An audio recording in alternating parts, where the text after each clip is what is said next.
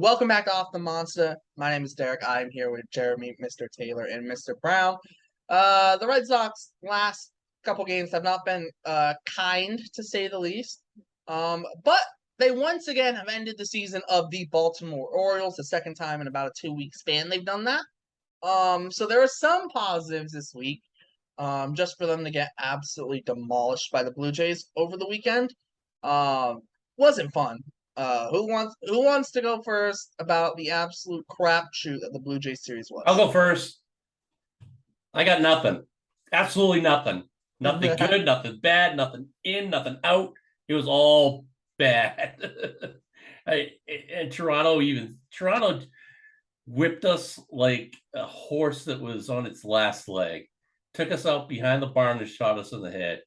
And good for them. They need to beat bad teams. And that's what they did this weekend. They totally destroyed us.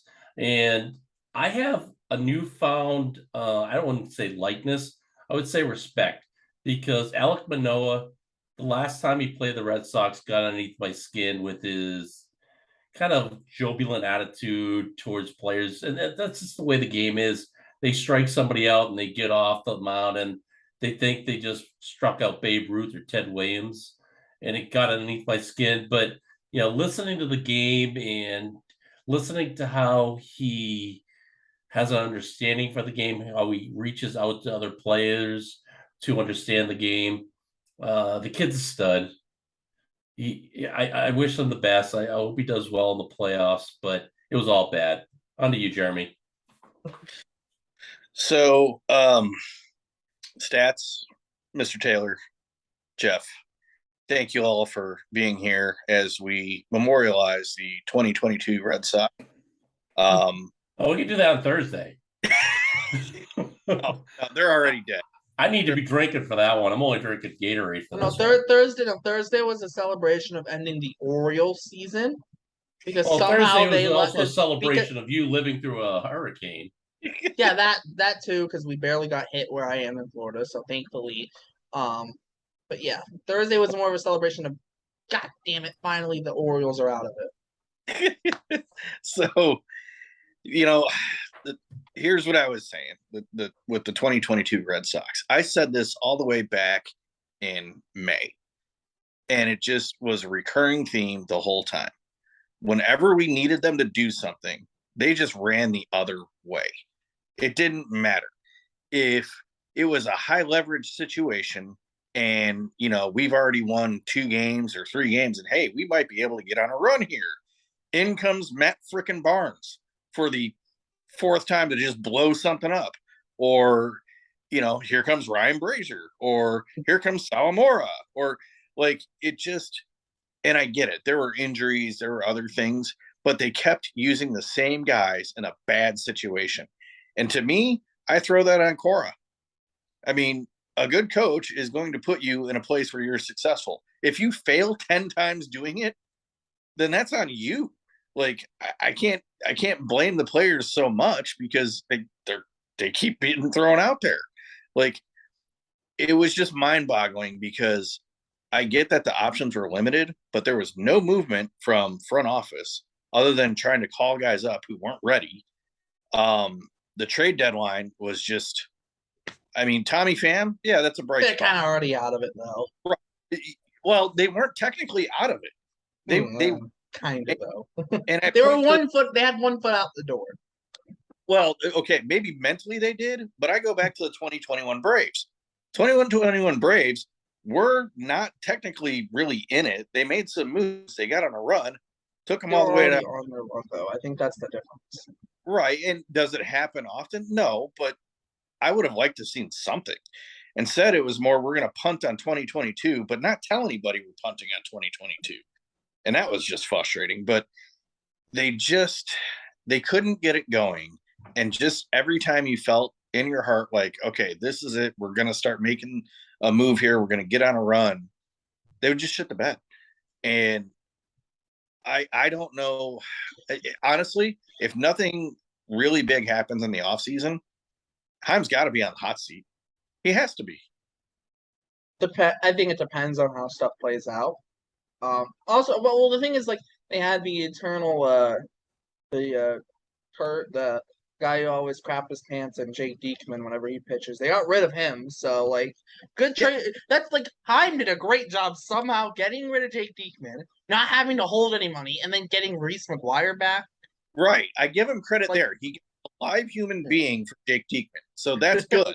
like obviously the Diekman side didn't work out, but I think that they were just like you see it. I feel like you see this so often with Heim, and it's like they have like an internal like limit on how much they want to spend on certain guys, and as soon as like it goes past like that limit, whether it's in a trade or a free agency signing, they just stop. Like they won't chase after anymore, which does work at times, but at times it does come to your detriment. And instead of Diekman, maybe a guy like an Andrew Chafin would have been a better option, albeit more expensive. Um, but that's the line you walk sometimes. Having that internal set kind of boundary of we don't want to spend more than this. You're on a good point there, but here's where I go back to it is, and I know you're going to disagree with me on this, but Hunter Renfroe. Look, hindsight's always 2020. Yeah. But even back when the trade happened, it was like, what are we doing here? Like, what's going on? And I think the only thing for that trade is did they have any other plans? right. What was it? I mean, because that was the whole mystery of it, right? They traded him. You're thinking, okay, we're going to make a big splash. We're doing something. And Trevor Story wasn't a big splash. I mean, it's a team friendly contract, although it's not looking great starting off. It's only going to get worse if he keeps it up. But Hunter Renfroe would have at least been somewhat of a spark. I mean, would we have gotten into the playoffs having Hunter Renfroe? No, the team wasn't talented enough for that. But it would have been more fun. I mean, JD had what, 12 home runs? Yeah. Yeah. That's hard to predict. That is hard to predict. It's been a weird year. For sure. 2022 did not like us. I think the only thing with the Renfroe deal is did they have any other plans for right field? Was maybe a Seiya Suzuki on the table until like his price got really high? Could there be, because I know the Red Sox were linked to him, could they have been maybe looking at trade possibilities? I think that's the thing you can never really know. Also too, I do wonder if there was a whole approach thing of trying to get guys who don't strike out as much and maybe can draw some walks.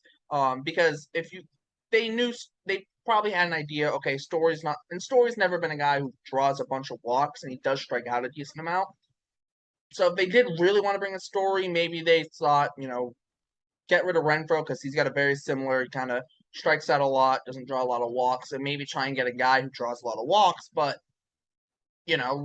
they weren't able to get that. Whether there was plans, who knows? Obviously, I think if we went in, I think it would have looked a heck of a lot better had they gone out and gotten another right fielder. I think that's fair. I think we kick it over to Taylor so he can eulogize the 2022 Red Sox. I think I'm literally in shock over this team this year. I mean, I tweeted out a couple times this year that this team is like it's like pistol whipping a blind kid. It's just completely and totally just you're pistol whipping a blind kid, man. This team is not even putting up a fight. In this last series with the Jays, I mean, it was 19 innings before they scored a run. 19. This is a professional major league team with millions of dollars invested in players. And it took 19 innings to score a run. And today, all 3 runs were driven in by Bobby Dahlbeck. And I think we can all easily say Bobby Dahlbeck is not the person that we want saving the Boston Red Sox. He's captain inconsistent. His only consistency is his inconsistency.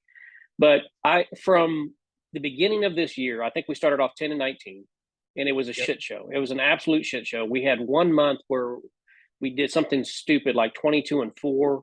I think it was July, or June. July and was a terrible month. There was hope, but at the trade deadline,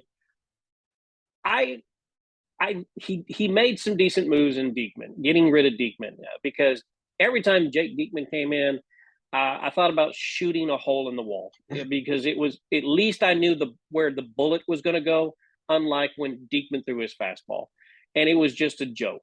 And never see him pitch live. Never do it. I had to do it. It was the worst experience I've ever had at a baseball game.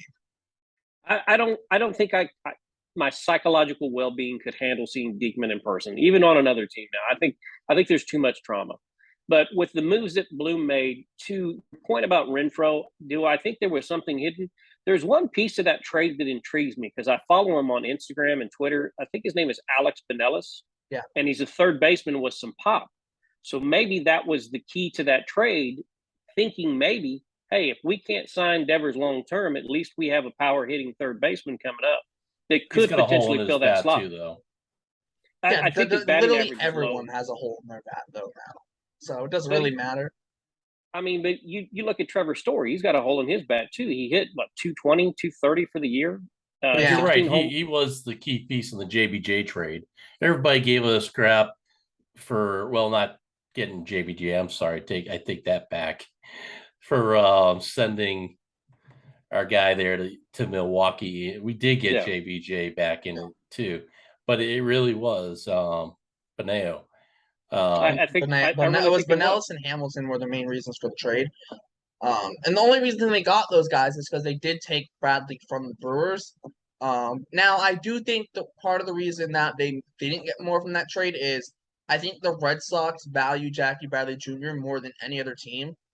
One, because they've seen him do what he does at Fenway, but I do think the Red Sox have to value outfield defense more than other teams because you essentially need two center fielders in the outfield at Fenway. Like that would be the preference. You have a center fielder in center, and then you have a second center fielder in right. That's the preference for your Fenway outfield defensively. And Jackie Bradley Jr. with Kike in that outfield, that was going to be like a stellar defensive pairing, and it was. But obviously, they just couldn't hold it together offensively, especially with Kike sliding down, regressing to the mean, and Jackie Bradley Jr. being Jackie. As much as I love Jackie, we all I know where his deficiencies are. I know where they are. The one thing on Heim though, it seems like he wins just about every trade value wise, but maybe the value does. But at the big league level, he doesn't always win it value wise. So like the Renfroe trade's a perfect example. Value-wise, Red Sox might have been a little on the short side, a little bit, but not by much. But they do also value Jackie. Like I said, I think they value Jackie more than any other team, so there's also that. But most of the value came from the minor league side. Pretty much all the value came from the minor league side. You could argue it was negative value for them taking Bradley because of his contract. So, if it was just those two prospects and you take out Bradley, the Red Sox win that deal value-wise. But from an MLB perspective, and the MLB team obviously doesn't look good. Right. And that's the thing, right? The value. I don't think you can put a number or you can put a grade on it yet because it's all still in the minor leagues and working out. And I get it. He's trying to get started what is being done in LA. But it's a process. I think that's the problem. Right. The process, but not only that, like you said, right, the value of defense. If there was value in defense, I'm pretty sure we'd have better defensive players, not just in the outfield. You look at that team this year, and they all sucked. Defensively, they made some very boneheaded plays, and They did have some blind. They did have some blind people on the field, out on the field. Right, and again, I go to that. Right, coaching. I mean, honestly, and I know we've had that debate, right? Oh, you shouldn't teach major league players how to do that. Well, you shouldn't have to. That's the thing. You shouldn't have to. I think that's fair. But let's be honest here. Should a manager at McDonald's tell somebody that they got to pull the fries out when the dinger's going off? No, but every once in a while, they have an employee that they have to do that with. Like, that's the point of what they do. You see somebody struggling, you try to figure things out. And I didn't see that from Cora. It just the mismanagement of base running. The base running was just god awful. Their base running has been bad for like 5-6 years. Right. Well, and again, you go to Cora with that one, right? Because even before Cora, the Red Sox have consistently had bad base running. The only year that I can remember them having at least decent base running was 2013. Yeah. I cannot remember another year where they had like a very good base running. Maybe 2018, but like they won a World Series in 2018. Like I can't remember any year that they had like a very good base running besides 2013, maybe 2018.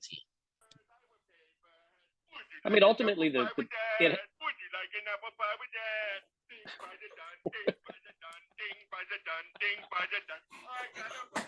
I'm sorry, I couldn't help Oh. myself. That was so. I was like, wait a minute. Is anybody else hearing ding fries are done? So maybe our ding fries are done guy was Hunter Renfroe. He did have 16 outfield assists, but I think he also had 16 errors. Yeah.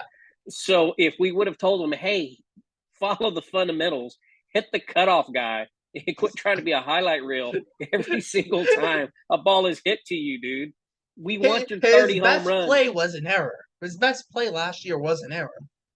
Was that the one where he dropped the ball in center field and then fired it wildly to third and got the runner? No. In the postseason against the Rays, where he bobbled it, it bounced over the fence because he bobbled it.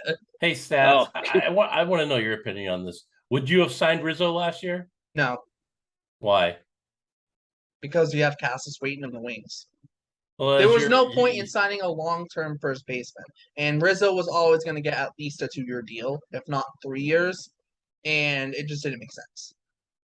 So you don't think Cass could have played anywhere else?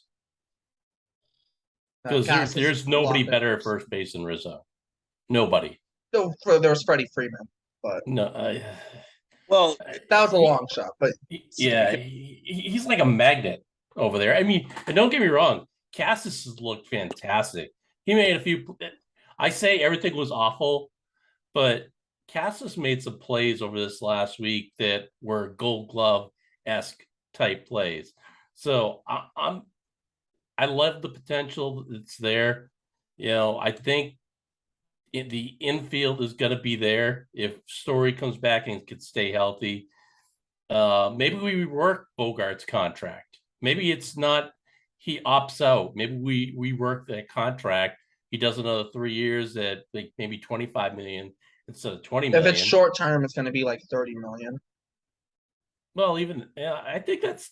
I think though, I think he's looking for. To me. I think the he's a problem with 25 Bogarts, guy. if it's short term, though, it's going to be 30 because he wants that last contract in the big leagues, right? He wants that deal that's going to take him through the end of his career because it's his last chance. At the end of the 3 years, he could sign up another 3 years with the Red Sox and be that. He, like you said before on last week's show, is that we could cycle people in and out of that DH spot.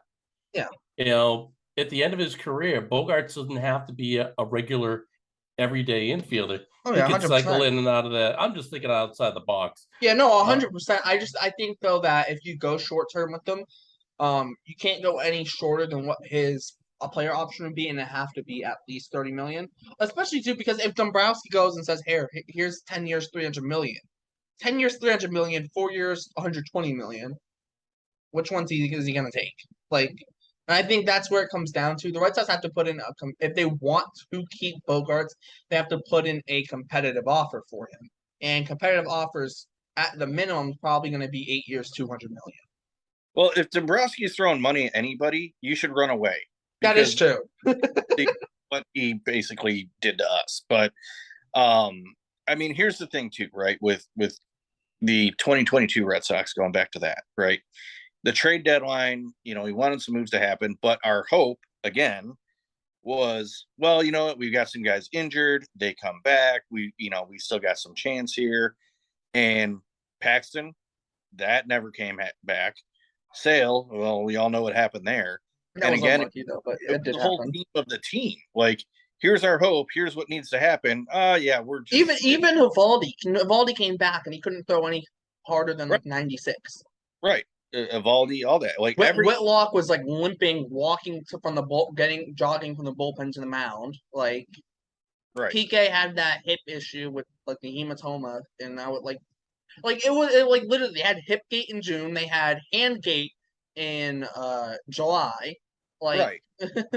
like they had bullpen guys who like when Brazier pitches well, he pitches well, but when he doesn't pitch well, he's awful. Even like Matt Barnes to an extent. Matt Barnes, I thought, was still working through his whole thing, and now it seems like he's back to the Matt Barnes that you can probably trust in a 6th, 7th inning role, maybe an 8th inning if needed every once in a while. But but like even then, like how many problems would it solve if Matt Barnes was doing what he's done the last month at the start of the season? It would solve a couple problems, but the end of the day, Diekman not panning out, Strom at times being inconsistent, and there's also other Right. guys in there. The situation being as old as it was, there's no way it could hold throughout the season without that kind of bullpen support. And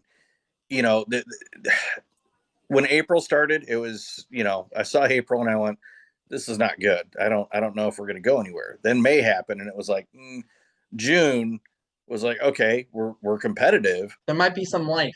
And Right. then July just fell off. And I get injuries happen, right? Now, do you have, 4 guys who get hit on the hand? No, especially whatever that was. No, that doesn't happen often. But teams do have guys that go down. It's all about the bench. And we had no bench. There was nothing, which no is bench why and no luck. yeah. But that's where I'm kind of wondering what's going to happen in this offseason is, okay, we have all these minor leaguers, but what else do we have? We don't have anybody in the major leagues. So if we're calling up these kids and something happens to them, where's our bench strength? Where's the backup? We're in this cycle if we don't make moves. The 2022 free agency for Chaim Bloom reminded me of a guy or a woman who jumps off a cliff and halfway decides, I don't want to do this. And then they go jumbling down and hit every rock on the way down. They're like, well, this is a bad idea. And you ask any MLB, we won't go to Bob, Boob, or whatever we call them now. Boob. It's Boob. But I guarantee most of them are scratching their heads going, what is this guy doing? It just made no sense. I think the problem with Chaim is that we don't know what he's doing, and we have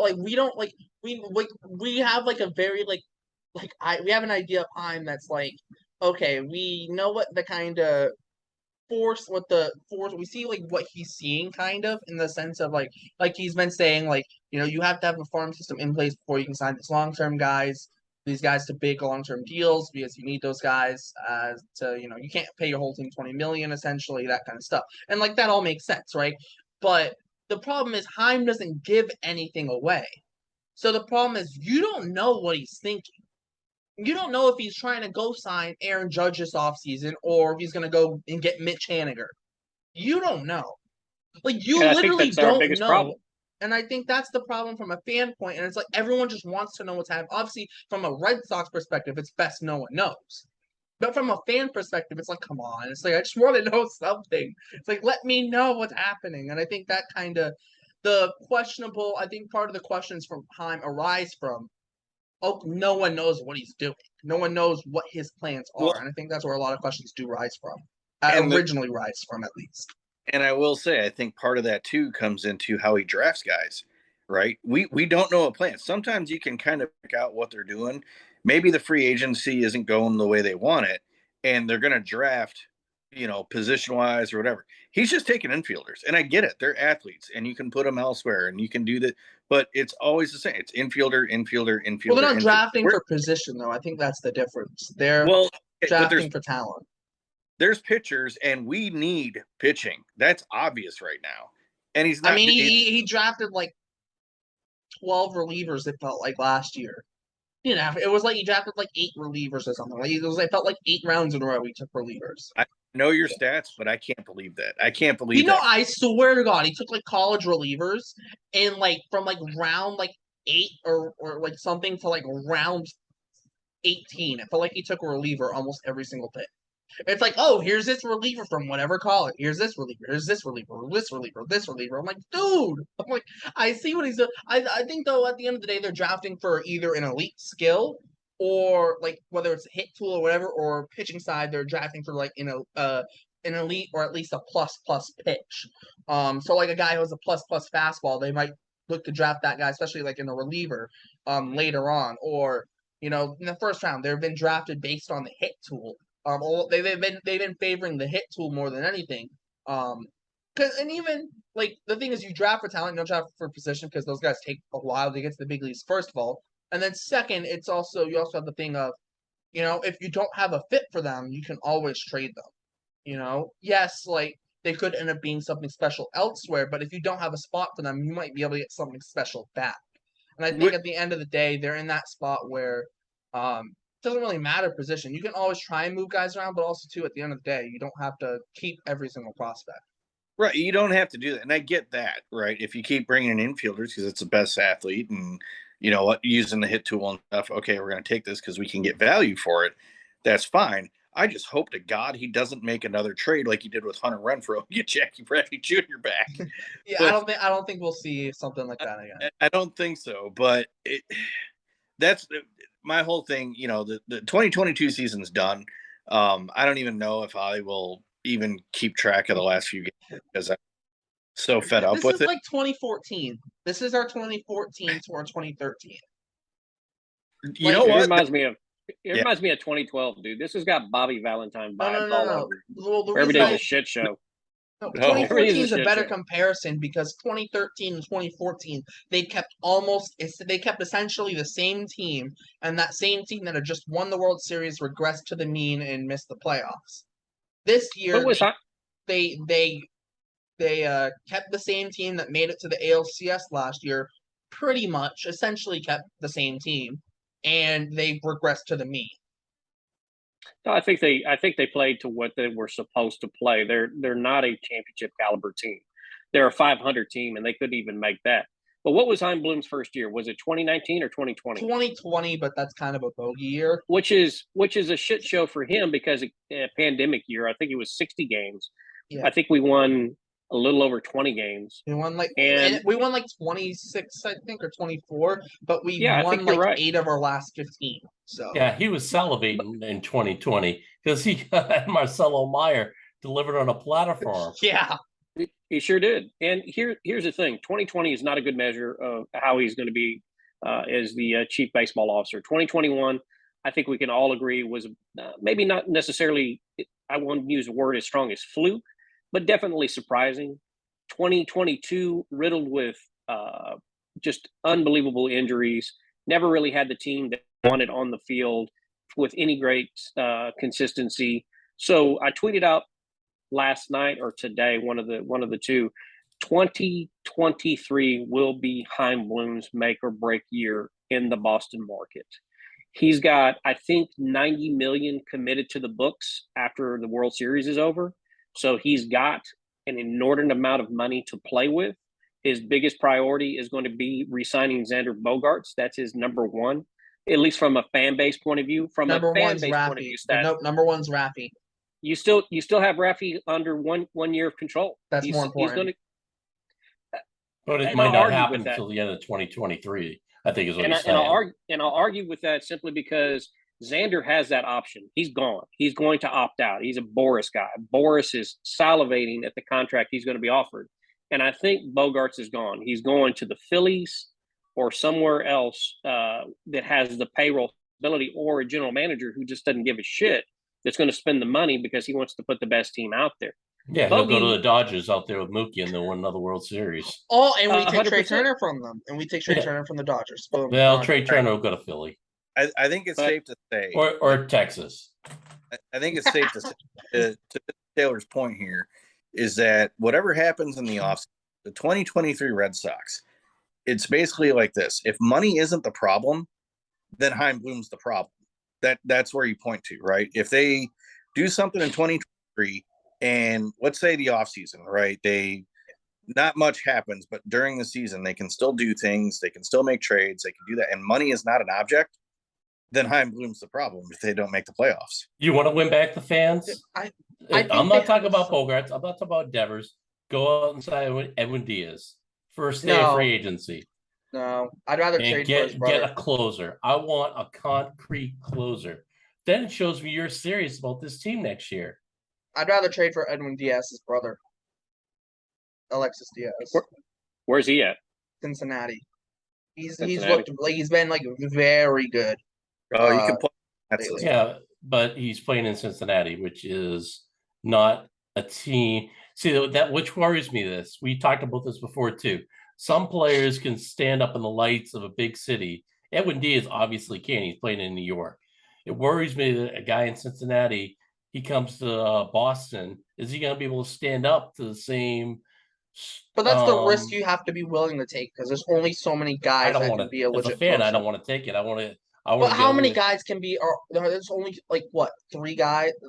Like maybe 5 guys who are legit closers in the big leagues. Like legit, level A closers. You have Edwin Diaz, Emmanuel Clase, Liam Hendricks. Then there's like a couple other guys. Helsley's kind of putting himself towards that conversation this year, but he still needs. I think he needs another year of being very, very good. Plus, him and Gallegos kind of share closer duties at times. So, like, I don't know. The closer spot's one of those spots where if you don't have an elite guy, there's nothing wrong with getting a guy that's that tier below who can still get the job done. Um, it's But so weird. to Brown's point, we need a closer. We need someone that is the defined closer, because this closer by committee shit is driving me crazy.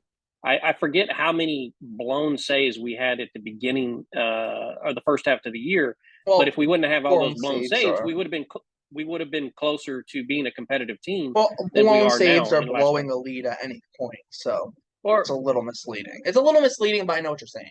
I just want to put that out there. Absolutely, and I agree with that assessment. But we have some serious holes going into 2023. And I think one of the biggest problems we have is Red Sox fans, Red Sox Nation. I will be the first to step up and say we are friggin' spoiled. We're beyond spoiled. We won a championship every single year, and we're not going to back down from that. But what I think one of the problems that we have is exactly what we're doing right now. Podcasting, social media, we can scrutinize worse than we've ever scrutinized before and find like-minded people to just get ready to lynch someone, on the internet because we're not liking exactly what they're doing. I want to trust the process with Heim, but the frustrating part for me is I don't know what his process is. I know he had to rebuild the farm system. I know he's got some good pieces via trade. He's drafted some remarkable players that are going to do well for the Sox 2025 or later. But we won a championship next year. And I think he's going to have to re-sign Bogarts to appease the Red Sox Nation. To Mr. Brown's point, we do need someone designated as our closer, at least going into spring training or coming out of spring training, knowing we've got a 7, 8, 9 guy. 7, 8 is going to be between Houck and Whitlock. We don't have a true 9 guy right now. And as much as I like Matty Backpacks, he's not it. He's just, he doesn't have the confidence to be a 9 guy again. I think he's a 6 guy. I think 6, he's a 7. I think 7 it's guy fine for him. 6, 7's fine for him. But we know we need an outfielder. We may potentially need a shortstop. We need some starting pitching, and we need a closer. So Bloom's got his work cut out for him. He really does. And I just wish he would give us some information about where he's heading. Yeah, I think more than everything, can I just add one thing to that is you need a leader in that clubhouse. Devers is not a leader. Bogarts is not a leader. Verdugo has been the only boisterous voice in that clubhouse. Sale is a leader. He just can't stay healthy. But other than that, it's been the Big Poppy curse. Ever since he's left, there's not been that big boisterous voice in that clubhouse. And I don't count 2021 last year. They got lucky. They got hot at the right time. But when they came up a really good team, they got destroyed. The last 3 years have not been good for the Red Sox. I wouldn't even say they got destroyed, though. They did win those 2 games against Houston. It was still a competitive series. It was a good team. Did they overperform? Sure. They did. I should say they overperformed. Right. But the thing is, there was nothing to be done to back it up. And that's, I think, what's most frustrating, too, is the way the offseason went and that there was nothing to back it up to just see if that was the case. And I know we brought back almost essentially the same team, but something happened. I don't know what it was. I don't know where it was, but the heart was gone. Like, even when they did still have the laundry cart, there was no joy. There was no excitement. It was like, okay, yeah, they're in. Hey. Whereas last year they did the laundry cart, and I mean, even the fans were behind it and stuff, and it was great. This year you didn't have that, and and that's the thing, right? The rah-rah guy, or the clubhouse guy, and that that's where I go. Maybe it was Hunter Renfroe. Maybe because somebody, Yeah. he's the only different, he's the only guy that left. Right now, Verdugo was hurt for a good portion of the year stuff, so he was probably out. JD was having a power outage that is just unreal, so that doesn't help. I just that's what I Bogarts wonder. had a power outage too. Yeah, Bogarts as well. I mean, it was just they'll say it was a weird year, but last year was so nice and it was so much fun because you got to see how hard they fought and how they played. And honestly, last year, that's where I was like, okay, this is where I'm glad we bought Cora back because I thought any team he manages is going to have that. And this year, no, it didn't have it. And again, like I said, with the base running and that, I'm really bringing in to question his coaching. I don't know. It's mind boggling because this team shouldn't have been this bad. It shouldn't have, even within shouldn't have been because of what happened last year. Yes, we're spoiled, but any team in the major league, any team that would have made it as far as that team did last year, I don't care if it was Seattle or San Diego or Milwaukee or whatever, that fan base, their expectation would be the next year, World Series or bust. And it wasn't the case for us. Yeah, I think it was rough. I do want to bring back up Alexis Diaz for half a second. This year was his rookie year, 57 games, 61 innings pitched, a 176 ERA. Telling me, also two other options. You have Rafael Montero, who's with the Astros right now. Maybe not a closer, but definitely a guy who could probably pitch in the eighth inning. The problem with getting a guy who's like a legit closer, there's only so many. This year, in the back end, like legit closers, like Ryan Helsley's been pushing towards that conversation, but he hasn't been full-time closing. You have Edwin Diaz, Emmanuel Clase, and like Liam Hendricks. Maybe you could throw like a Jordan Romano for the Blue Jays, trying to get him up towards that conversation. But there aren't many like elite closers, and Edwin Diaz I think is going to break the $100 million mark. And he'll be the first reliever to do so. And I think for the Red Sox, I think you got to stay away from that. I think as much as I would want Edwin Diaz too, like, do I really want to give 5 years 100+ million or 6 years like 110+ million? Not really, especially when relievers can be so volatile. And even Edwin Diaz, he's shown in the past at times that he can be volatile as well. Yeah, we brought in closers in the past when we won World Series titles when we had solid teams already put together. That's not the case this time around. There's just like Jeremy said and Ms. Taylor said, there's just too much to be done from the top down or from the bottom up, I should say, before we can get to a closer. Yeah, we can. I hate to say it, going into spring training, there are weapons in that bullpen to be used, and maybe you can get a decent guy to fill gap fill, but it's not the priority. Yeah. Well, like the reason I bring up a guy like Alexis Diaz is because he has team control, right? And if you're the Red Sox, that's very valuable. And the Reds don't look like they're going to win anytime soon. So even though Diaz is young, and yes, the Red Sox are definitely going to have to give up a little bit to get him, maybe it's something where the Red Sox look into. But I think too, like right now the Red Sox are kind of looking. If they get a legit like back end reliever, it's most likely going to be a trade. Probably not going to be like it's really because this year the free agent class for relievers, it's Edwin Diaz, then it's Craig Kimbrell who's falling off a cliff in September, Kenley Jansen who I don't think anyone's going to really be pushing for because of the pitch clock and he works slower than like anyone else in the big leagues. And he's old. Then you have Taylor Rogers, which, maybe not. Who knows? Chafin has a player option, but he's not a closer. So you're already out of closer range after Taylor Rogers. So it's closer. If you're trying to find a closer, you're probably not finding it. We should just throw some names in a hat and just say pros and cons. Well, moving forward, less than a week away, we do have the playoffs to start, whether we like it or not. And, everybody seems like they're in their position going into the postseason. I have to be honest with you. There's only one team that I like going into these playoffs. I think we're all kind of favoring this one team, and that team for me is Cleveland. But they have a horrible matchup. I mean, I guess there's really no easy match in the AL this year, but you got to go against Tampa Bay, which has got great pitching. I think they get around that. Tampa got glass now back.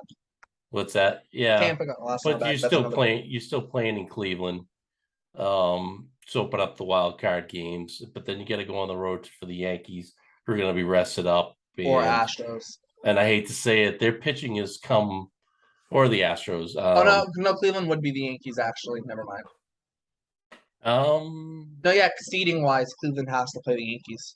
Yeah, because they get reseeded after the wild card round. I'm pretty sure. Yeah. Cleveland's a 3 seed, so they got to go play 2 seeds. So if you have Tampa won. The Tampa won, they have to play Houston. Yeah. If Cleveland wins, they have to play the Yankees. Yeah. So that's my only hope in this World Series title. Tito beats the Yankees again. Tito beating the Yankees is one thing. Then Tito beating Houston, oh my God, that'd be fantastic. Then beat LA. Oh, it'd be like fantasy over here. But you know what I love Tito. He's just been such a great poster child, if you want to say that, for the league. He's been great for the Red Sox over the years. It feels like he's been in Cleveland. I do believe he's been in Cleveland longer than he's been at the Red Sox at this point. Yeah. So that's my hope. I have no hope for anybody in the AL. I don't want to see Atlanta. I don't want to see Philly. I don't want to see St. Louis. I think San Diego. No, maybe the Mets a little bit, and that even irks me just because of 86. I have a hard time rooting for the Mets, but I love DeGrom. I just pull for the kid. Seattle's going to beat the Yankees. For the Dodgers. Come on. Yeah. So there's my take.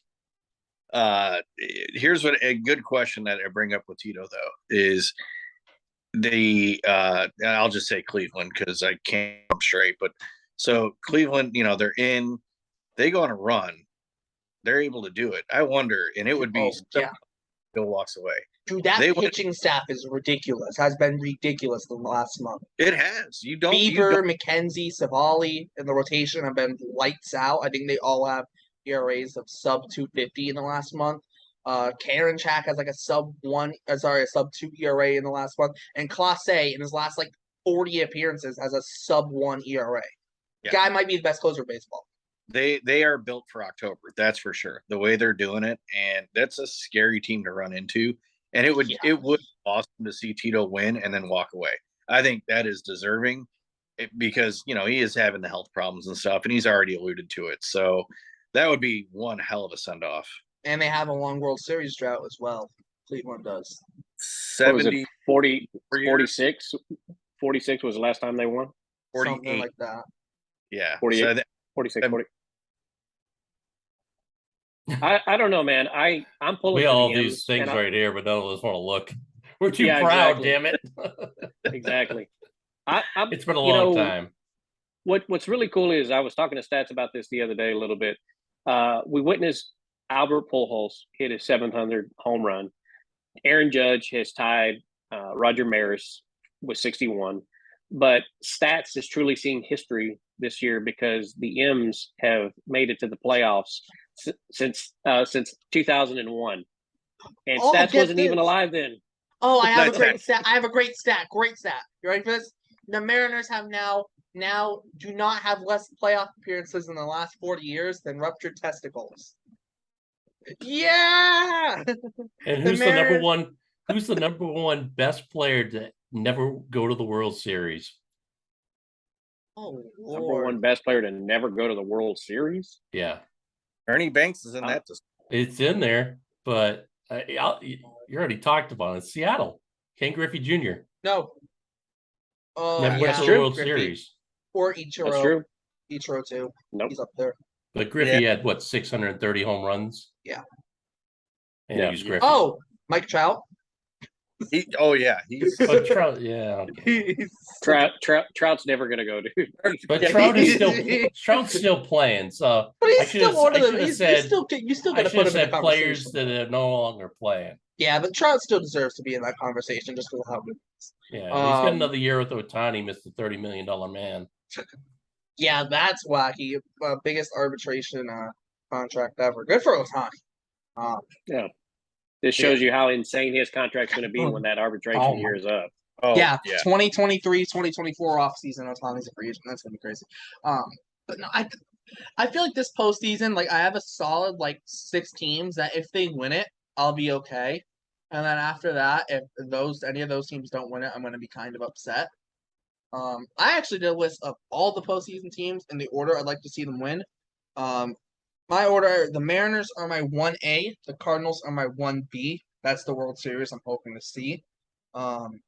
Then I have the Guardians third, the Braves fourth, the Rays fifth, the Padres sixth, the Brewers were seventh, but then looks like they're not making the playoffs anymore. So now seventh is the Mets, eighth is the Blue Jays, and ninth is the Astros. 10th is the Dodgers, 11th is the Phillies, and then dead last, obviously, is the Yankees. Get the Astros off your list. I'm not accepting that. No. I'd rather the Astros win than the Dodgers or Phillies win. I can't stand Dusty Baker, and I already hate the Astros as it is. That one's got another reason to hate them even more when they win another World Series. Yet another reason to hate them. Isn't there a Yankee coach in the Phillies? You muted yourself, Jeremy. Girardi's not there anymore. He got fired. Yeah, he got fired. Yeah. On behalf of the state of Texas, no respectable Texan likes the Astros, so I moved to strike them off of your list too. They Houston's a shit city. Astros are a shit organization. I'd rather the Astros win with Christian Vasquez than the Dodgers or Phillies win. Even then, man. Even then, I can't. As much as we miss. I don't need to see Dombrowski win a World Series with a team that you just went, money. Here's your money. I don't need to see it. Because the Phillies finally Dombrowski finally got lucked into a team that got a good bullpen for once. Finally lucked into a team with a good bullpen. And then he fired the manager. But anyways, so I'll go through my list. Number one would have been the Brewers, but they're running away from the playoffs because, I don't know, apparently they're not wanting to do it this year. So that made me change my mind after this weekend. So you think we had a bad free agency? Oh yeah, and trade. But anyways, trade deadline, yeah. So number one is going to be Tito and the Guardians, just because sentimental value with Tito being with the Red Sox, but also that long drought in Cleveland, and just in the way they're playing right now, like it's impressive, and they're going to be a dangerous team. So number one, Cleveland. Number two, Seattle. Just because I'd love to see it. The drought that they went through, if they could catch lightning in a bottle, that would be the story of the year in all sports, honestly. Three, I've got the Padres. I love that. And the reason why I've got the Padres 3, I've always liked the Padres. Like, I've never hated them, even with, now they have Tatis and Machado, and that I'm still not a big fan of Machado. First ballot Hall of Famer. He's good. And obviously, Tony Gwynn, you're right. It would be nice that that franchise. Did you guys both really give accolades to Machado? Machado is going to the guy who ended Pedroia's career. Okay. He's going to be a first ballot Hall of Famer. He still ended Pedroia's career. All right, go on. No, you're good. Right. It's kind of like my Pete Rose conversation, right? Pete Rose, terrible human being. So OJ Simpson, terrible human being, good football player. But that's how I feel about Machado. So, and I'll leave it there. I'll go with the top 3 for me, and I'll say to you, Mr. Brown. What do you got? I was ready to throw my headphones away. Oh God! I already gave mine. I'm pretty much Cleveland or bust. I really am. Just because of the route they have to take with Tampa and New York, it'd be so satisfying for them to beat Tampa, New York, Houston, and get into the playoffs. That would be so satisfying. If they get ousted somehow, I'm just turning my TV to hockey. I already paid for center ice and the Bruins, whether they're going to be good or not. So I'm on to the Boston Bruins. Oh Lord. Well, I think though, I know I'm pretty sure Mr. Taylor and I we're kind of set on the Mariners and Cardinals as our 1As and 1Bs. I agree. If it out of the American League, I want the Mariners number one. They've never been to a World Series. I think it would be awesome for that franchise. I've always liked the Mariners for some reason. I guess it's because I grew up watching Griffey. I grew up watching Jay Buhner. You've got Edgar Martinez, one of the greatest DHs ever to ever live, one of the sweetest swings. They have Randy Johnson. They just had some really good teams, and I want to see them do well in the playoffs. If they don't do it, obviously Tito and the Guardians, they haven't won since 46 or 48, whatever we decided it was. It would be awesome for Tito to win, and then retire, because of how long he's been in the game and his medical history. And then that's it out of the American League. I can't stand any of the other teams. I hope they all do poorly against the National League. And I'd say my number one over there is what Stats and I agreed upon is the Cardinals. I would like to see the Cardinals. If the Cardinals don't take it, I'd like to see either Atlanta or San Diego. San Diego hasn't been to the World Series since '98. Lost to the damn Yankees. I got to go to the NLCS that year. I was there physically. I have seen pictures to prove that I was there, but I was so intoxicated I have no memory of the Killer Bees. But I think that's where I'm at. It's Mariners, Cardinals, Mariners, Cardinals, St. Louis, obviously, Braves, Padres. Everyone else can go F off as far as I'm concerned. I don't want the Dodgers. Could not care less about the Mets.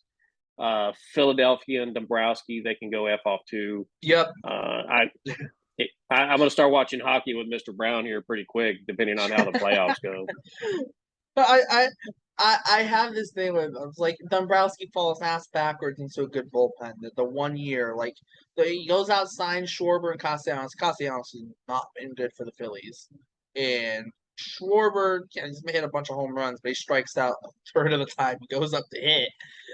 Adding below the Mendoza line too. He's got like 40 home runs, but he's below the Mendoza line. Like what the hell? Yeah, exactly.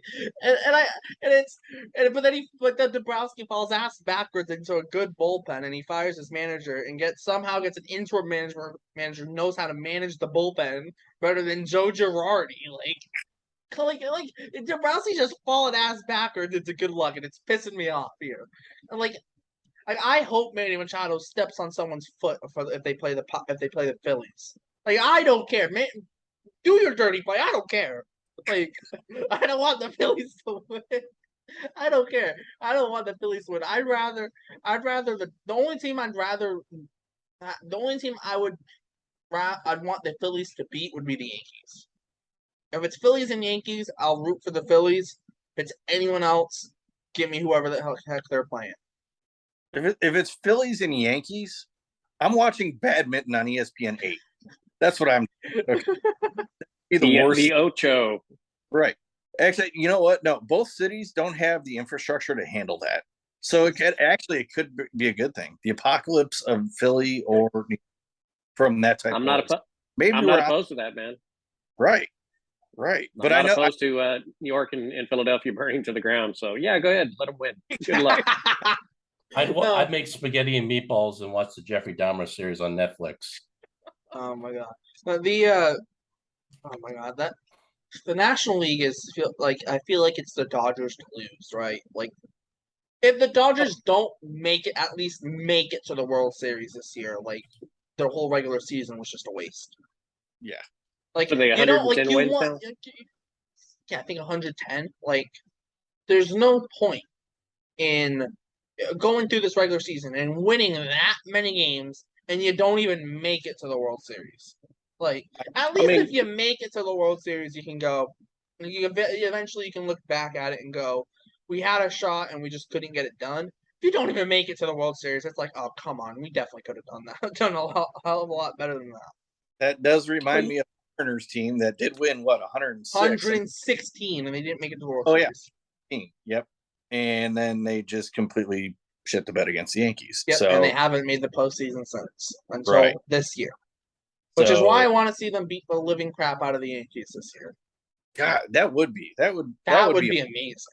I would love that story. The only problem is for the Mariners to play the Yankees, either the Mariners have to get the 5 seed beat Toronto, and then that means Cleveland has to lose to Tampa. Or Cleveland and Seattle move on, then Yankees have to beat Cleveland, and then Seattle beats Houston, and then it's Yankees and Seattle in the ALCS. Anyway, for the only my dream scenario in the playoffs is we get the Guardians and Mariners in the ALCS, and then in the NLCS we get Cardinals and Padres. Even though I want the Braves to win more than the Padres, I'd rather have the Padres in the NLCS. Oh yeah, I want the Cardinals to get swept in the first round, but that's because I view the Cardinals as like the National League Yankees. I live close enough to St. Louis. You should view the Dodgers like that. Well, they're getting in that territory, that's for sure. But the Cardinals, anybody who's in the Midwest and has to put up with Cardinal fans, I know he's like, oh, it's a great baseball city and it's all that. Their fans are obnoxious. I mean, Red Sox fans can be obnoxious too. They are. British fans are too. Oh, I hate that fucking song. That Major League. I love it because it's annoying. Yeah. I love me some chaos. The thing that's frustrating with the Cardinals is they just look into things. Like, I'm sorry, but Albert Pujols has a great career, right? And it was awesome. Nobody heard of the guy. Yeah, it was Mark McGuire telling Tony La Russa, "Hey, no, you cannot send this kid down. Right. F you. You You're not sending him down." David Freese was an NLCS MVP. David Freese, what is he doing now? Is he working at Dunkin' Donuts or something? I mean, to be fair, he was on that Dodgers 2018 team and had a decent run in those playoffs as well. I'll make a bet right now. Pujols has not hit over 200. He's not going to be getting these softball pitches that he's been getting the last 2 weeks to hit these home runs. And I love Pujols, but some of the pitches, I mean, holy crap. I thought Phil Negro was back out there throwing 50-mile-an-hour softballs. Hey, hold on. No. We don't need any of that. Yes, we don't. Give Pujols his BP fastballs in the regular season. Who cares? It's history. He had not anymore. And good for him. He made let 700. him hit 12 more home runs. No, 13 more to pass Babe Ruth. Come on. While we're on that, my mood is kind of soured. I don't want Judge to hit another home run. I don't either. I don't either. I want Roger Maris 61. Jr. to be him and stuck Maris going to every single game, being pissed off. I need to see Roger Maris Jr. every single game. I need to see him at every single game being pissed off because he has to be there. Yeah. Stat, I have to correct you on something. According to Bob Nightingale, Albert Pujols is number 2 on the list. Yeah, I know. I've never seen that. Because if Bob prints it, it's true. Yeah, Bob Nightingale tweeted that Pujols' 702nd home run put him second all-time home run list, passing Babe Ruth. What he meant is his 702nd home run tied him for second on the all-time RBI list with just over 2,000. I forget what the actual number is. Yeah, 2,000 something. Yeah, but that tweet got deleted. So I saw that and I was gonna share it, and then it's like, you can't share this tweet. The tweet has been deleted. I'm like, screenshot it, and I got it. I'm like, only Boob can do that. Right. Only him. He's the only guy that'll tweet something out that bad, not proofread it, and then when everyone replies about "you're an idiot," then he's like, "Oh, I'm gonna delete it." I can't wait for the off season he's gonna be Edwin Diaz to the Angels, right? Just for him to sign back with the Mets. Aaron to the Rangers for $800 million. It's so bad. Like I remember the whole Trevor Bauer's close to signing a deal with the Mets. Ooh. Yeah. Not even close, dude. Not even close. Oh, speaking of the Mets, I'm looking on Twitter. Contreras came up on the 9th inning against Diaz, and the Diaz played Timmy Trumpets, and Diaz proceeded to strike out Contreras. And that's Contreras' walk-up song as well. Yeah. Yep. It's Contreras' walk-up song, But, and then it's Diaz's walkout song. yeah. Although I love who's the kid in Cleveland? Class A. Oh, He is ridiculous. He has Hell's Bells, right? I don't remember. I don't know what his walkout. I think he has Hell's Bells. He Class A.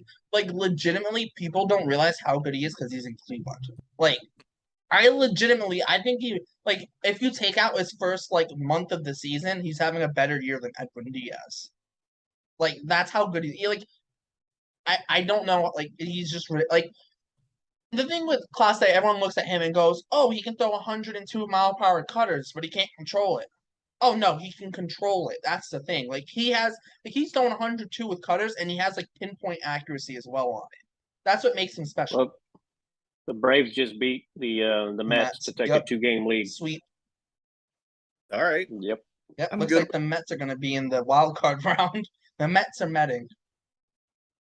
Man, I'd love to see the Mets get swept in the first round. Oh, in the wild card round? Because I want to know what Steve Cohen's going to put on Twitter. Oh, they get swept. What does Steve Cohen do? Because that's just going to be entertaining. That's a guy. Yes. Of major league owners. Is the wild card best of 3 this year, or is it still one game? It's best of 3, all at the same home stadium. Yep. Oh, okay. So, and I like that. I mean, we're going to see how it plays out. I like that. I think it's pretty cool. Yeah.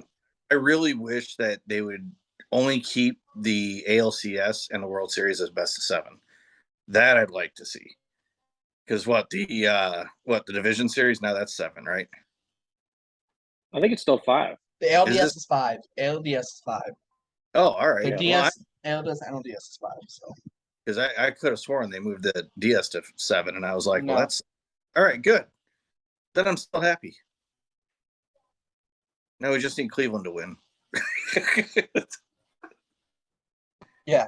No, it's funny. So for Bleacher Balls, we're just having to pick an AL and NL team. But I know everyone's gonna pick the Cardinals for the NL, so I'm like, fine, I'll take the Padres. Whatever. I'll take the Padres in the future first ballot Hall of Famer Manny Machado. I mean this as friendly banter. Friendly banter. Is Luke collecting receipts? I'm just wondering. Shout out to Luke. You gotta pay him to say his name. He's I don't know what receipts he's collecting. To be fair, but that's totally different. But I think it'd be hilarious. The Padres win the World Series and Manny Machado's World Series MVP. Ooh. I think that would create a big stir in the baseball world, and I would love it. I would love it because it would create a massive stir. Mr. Brown, you got to weigh in on this because we know how you feel about Machado. What do you think about that with the World Series? This is why it's such a good topic, though, because a lot of people hate Machado, but I hope he gets hit on the wrist the first game of the playoffs.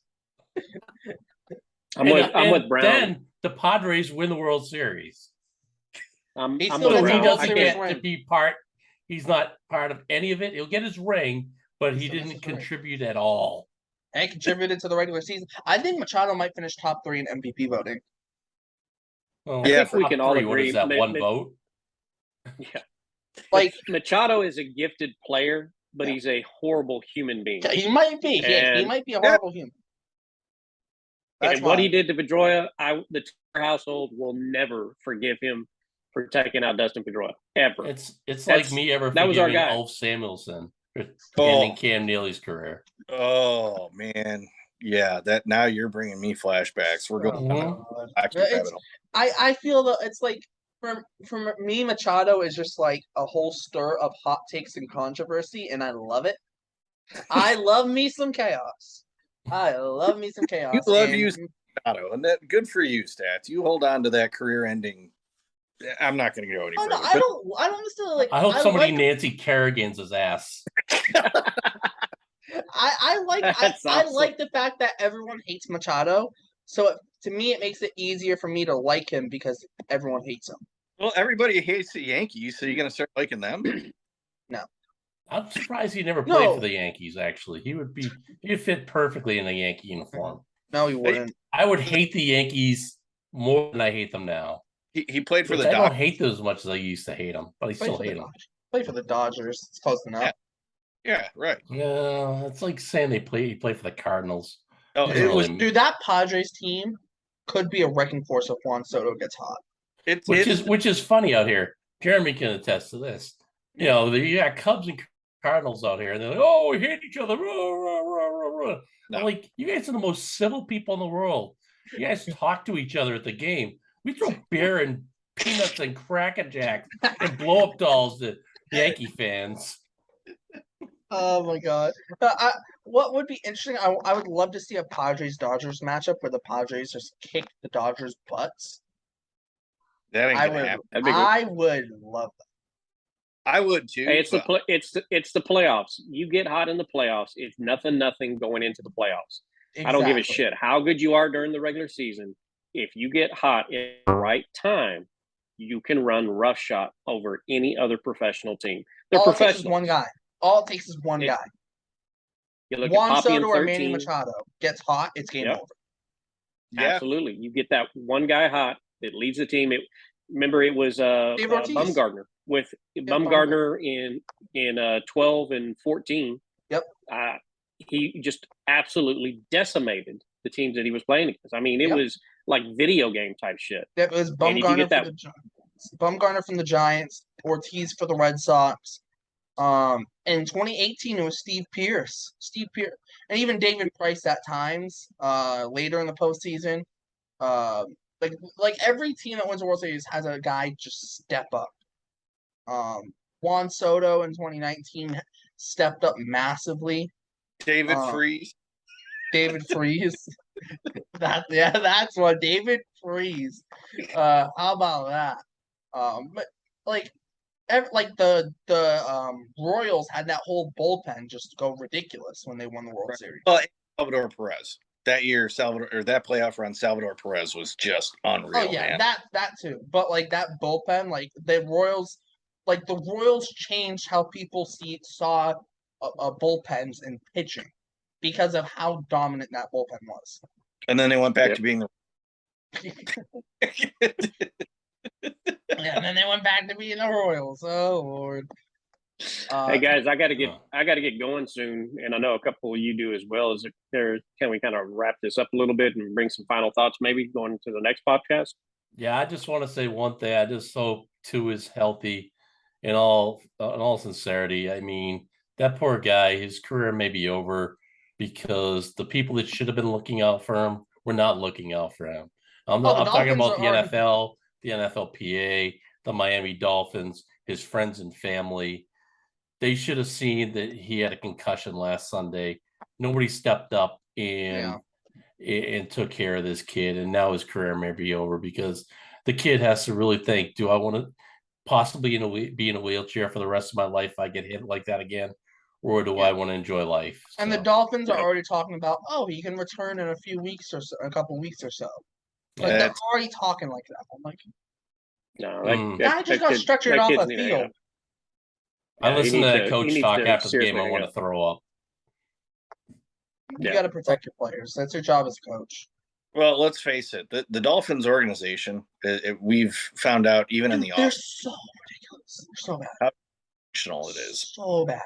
And this is just further proof. I mean, it was bad. I mean, we all know, right? Or I shouldn't say we all know, but athletes, anybody who's played a sport or anything like that, you want to be out there with your team and you want to do what you can.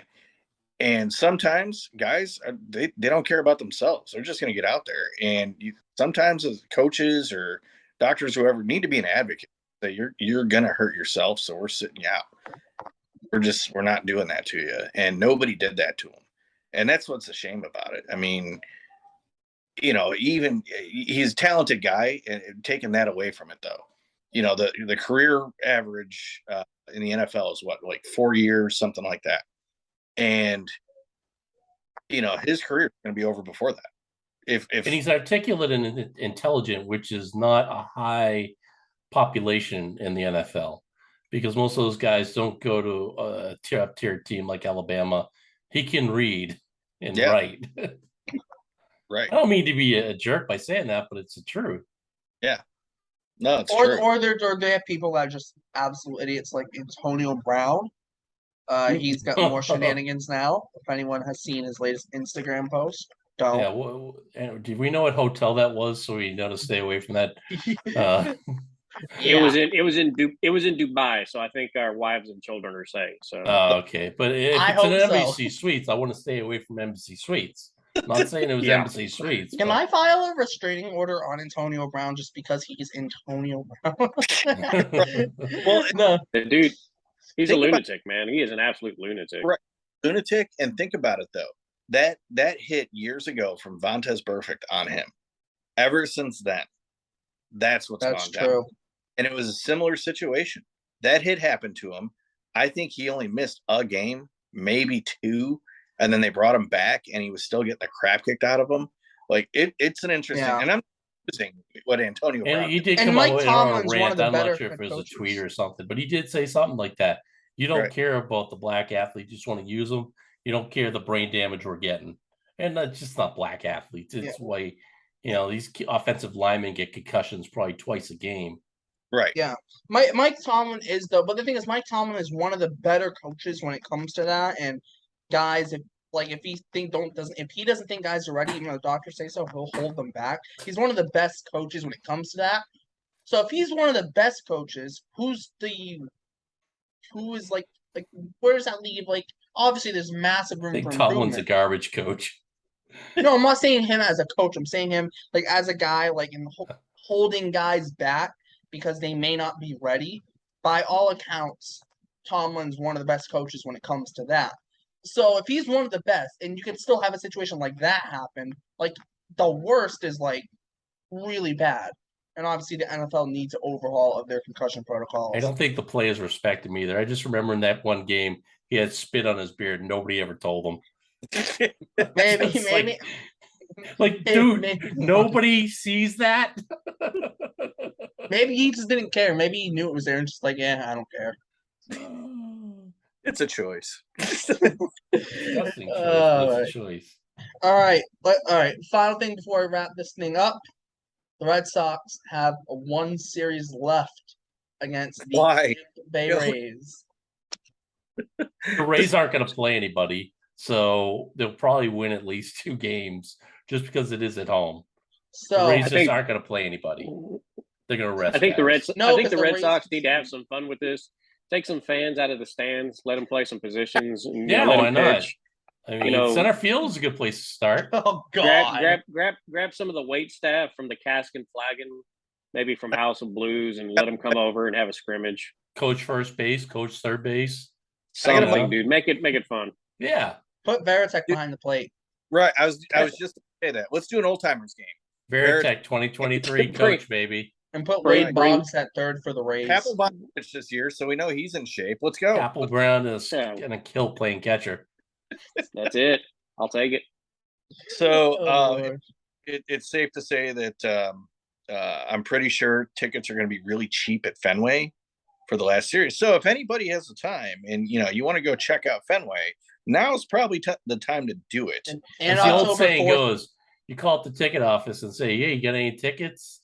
And like, yeah, when can you get? When's the game start? When can you get here? Yeah, October 4th, I think Red Sox are going to have Red Sox alumni greeting fans at the gates. Oh, okay. So, one final thing, just because we won't be on before Thursday, probably. Who's your 10th player? Wait, what? They still do the 10th player award, right? Or did they stop that? I don't know. Wow. We know what that is, right? Yeah, I know what it is. Yeah. Wow, I forgot about that. Christian Arroyo. Oh, Christian. When healthy, Christian Arroyo. why not? I'll go with Hey, but- Doogie. Yeah, No, it's Yu Chang. I don't know. So, No, I figured you for a backpack man, Mr. Taylor.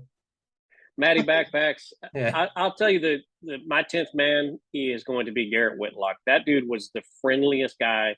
He stood outside after the game and talked to the fans for a good 30 to 45 minutes. FaceTime my mom, almost gave her a heart attack. Signed everything we wanted him to sign. Just a super guy. you know who's actually going to win it? I'll tell you should win it. The fans, we have the smartest fans in all of baseball, Bogarts. You make Bogarts your 10th player, you're sending a message to the management to sign this guy. Oh, no, you know who's going to win it? Kevin Who's- Plawecki's going to win it. I thought you were going to go in a different direction there. I thought you were going to say the catcher that they let go. Reese Quick Hands. That's my 10th guy. Plawecki. No, I thought you were going to say Vasquez. Hey, Vasquez, I'll take him too. But if I could say one final thing from me, for those that are watching this, if you can, like it, share it, follow us on Twitter, follow me on Instagram, Facebook, spread the word, get it in the algorithm so we can get this good content out there for you guys. I'm going to tweet it out. I'll do it on Instagram. Just if anybody watching it, you enjoy it, please tell your friends so we can grow this channel, so we can keep this good content coming up and keep us focused on moving forward and providing good stuff going into the rest of this year in 2023. Jeremy? So my final thoughts. I agree with Mr. Taylor and everything. So anybody out there that's watching, like it, share it, spread the word. We like having it, leave comments for us, right? Agree, disagree, whatever. And it's something that maybe rolling into the off season or whatever, we'd even bring somebody on, just, they could chat with us a little bit as well. Keep following us because we're going to spray to all fields on this. We're sprinkling some Bruins talk, Patriots. Obviously I got my Brewski jersey on, didn't go the way we wanted today, but damn good game. But yeah, we'll keep coming at you with things, and of course, whatever happens with the Sox in the off season, we'll be every step of the way watching it and, bring it to you guys.